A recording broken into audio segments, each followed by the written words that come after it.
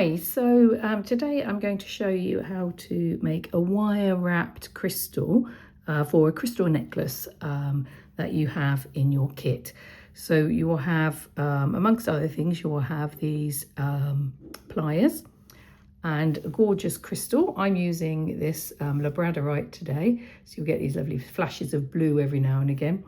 And you'll have a piece of sterling silver wire pre-cut. This is 0.5 mil wire. So the first thing you're going to do is imagine that this wire is in thirds. So we're going to thread our bead about a third of the way along the wire. You don't have to be exact, don't overthink it. And then we're just going to fold up the wires, ready to give them a bit of a smush with the pliers. So all we're going to do is go in very gently and squeeze that wire so that it is against the stone on both sides, and you've got this lovely crossover section here. I like to give my stone a little bit of a wiggle just to make sure that there's some movement, because it's nice to have a little bit of movement in your necklace. So there we go, that's your wire. Now this long piece, this is what we're going to make the loop with. So we're just for now going to grab that with the wires, and we're just going to twist it so that it points upright. And then with the shorter wire, we're going to take that out to the side 90 degrees. So again, use your pliers just to make that come out at 90 degrees. So that first shorter piece of wire, we're going to wrap around our longer wire 2 or 3 times. The more layered you like your briolette to look, so this one's more layered, so I quite like a layered look, so I tend to go more, wrap it as many times as I can.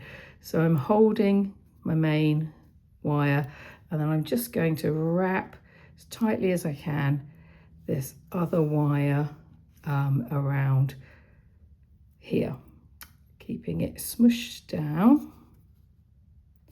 And sometimes I will just use my pliers to squidge it down, keep it nice and straight, and squash it so that it's really close to that main wire. So again, I'm going to twist this wire around. I think today I'm going to wrap mine as many times as I can without keep dropping it, fingers and thumbs. So yeah, I'm going to wrap it around as much as I can, get it nice and tight in there. And you can see there's a tiny piece of wire sticking out there. So you can either continue to wrap it and squeeze that in, or you can take a piece of a pair of snips, or indeed if you've not got snips, you can use a pair of scissors, or nail clippers will work the same, just to get rid of that extra piece.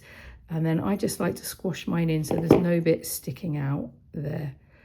Okay, so that's the first part of our wire wrap.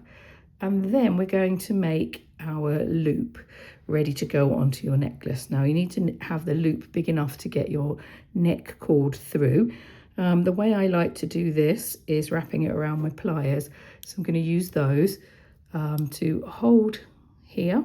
And because we're going to hook our loop onto it, we're going to need to because we're going to hook our loop straight onto our cord, necklace cord, we're going to do our loop perpendicular to our stone here.